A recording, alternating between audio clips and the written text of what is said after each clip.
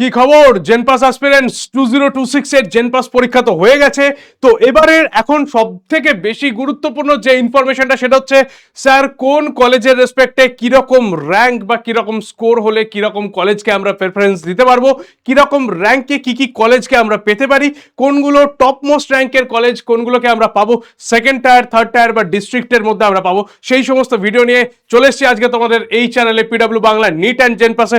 Welcome you all. ঠিক আছে, তো প্রথমেই একটা জিনিস জানিয়ে দিই যে এবছরের র্যাঙ্কে কিন্তু ইনফ্লেশন এসছে। র্যাঙ্কের মধ্যে ইনফ্লেশন এসছে মানে আগে যেটা দেখতে পেতাম যে আমাদের কাছে 40-45 এই স্কোরেতে, এবছর কিন্তু সেই জিনিস মানে 30-45 অব্দি আমরা দেখতে পেয়েছিলাম, এটা এবার কি কিন্তু দাঁড়িয়েছে 48 এর কাছাকাছি। ঠিক আছে, ওকে, কয়েকটা নম্বর এদিকে ওদিকে একটু কিন্তু হয়েছে। ঠিক আছে, ওকে।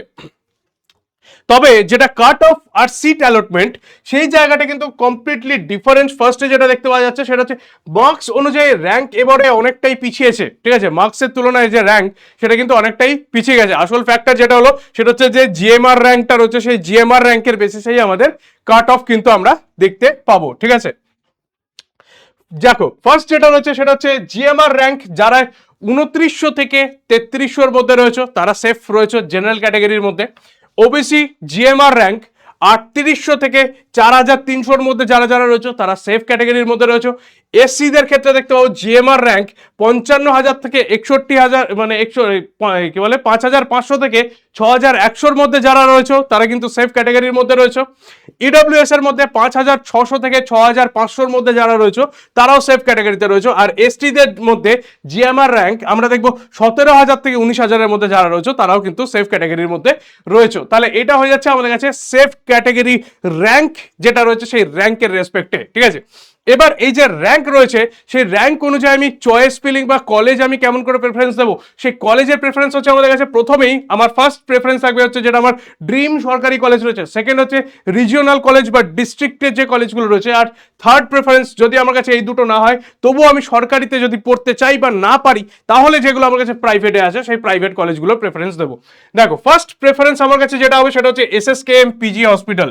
ঠিক আছে, ফার্স্ট প্রেফারেন্স আমার এখানে যেটা হবে সেটা হচ্ছে এসএসকেএম পিজি। ঠিক আছে, ইউআর ক্যাটাগরিদের মধ্যে দেখতে পাবো 360 থেকে 400 মোটামুটি যে র্যাঙ্ক রয়েছে সেই অবধি আমরা এখানে চলে আসবে।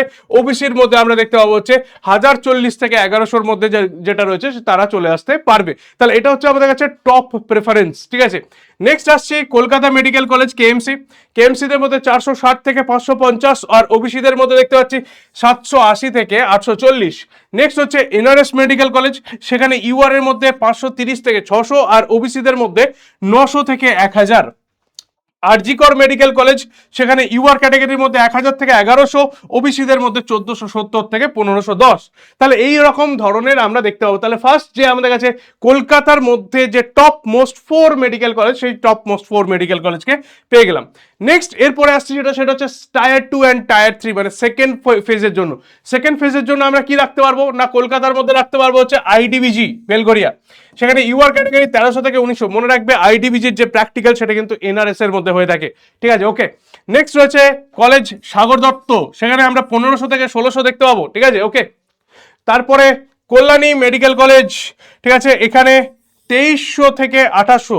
তবে মনে রাখো এখনো ইন্ডিয়ান নার্সিং কাউন্সিল মানে আইএনসি অ্যাপ্রুভাল কিন্তু এখন পাইনি, আইএনসি অ্যাপ্রুভাল কিন্তু এখন এর পেন্ডিং রয়েছে। এছাড়া যেগুলো ডিস্ট্রিক্ট নর্থ বেঙ্গল, বর্ধমান, বাঁকুড়া, মিদনাপুর, সিউড়ি এই সমস্ত জায়গায় 2500 থেকে 3000 পর্যন্ত ইউআর ক্যাটাগরির কাট অফকে আমরা দেখতে পাবো। তাই ফার্স্ট প্রেফারেন্স যদি আমার কাছে র্যাঙ্ক 2 ডিজিট বা 3 ডিজিটে হয়ে থাকে তাহলে সেখানে আমি কলকাতার মধ্যে টপ মোস্ট মেডিকেল কলেজগুলোকে অ্যাভেল করতে পারবো, আর তাছাড়া কিন্তু আমি ডিস্ট্রিক্ট কলেজকেই আগে প্রেফারেন্স দেবো। ঠিক আছে, ওকে।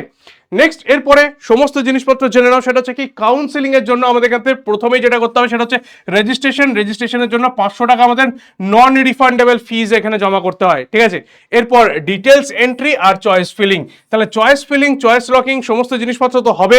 তো অলরেডি তোমাদের কাছে যে ডিসকাশনটা করলাম, হোপফুলি এই ডিসকাশনটার থ্রু দিয়ে তোমরা বুঝতে পারছো যে যে জিনিসপত্রগুলোকে আমার দরকার সেই জিনিসপত্রগুলোকে রেডি করতে শুরু করো। যার যেরকম আমাদের জেনপাসের স্কোর এসে সেই অনুযায়ী তোমরা এবার সেট করতে শুরু করো চয়েস ফিলিং, চয়েস লকিং কিরকম ভাবে করবে। ওকে, তাহলে র্যাঙ্ক ভার্সেস কলেজের একটা ভিডিও এটা তোমাদের কাছে গেল।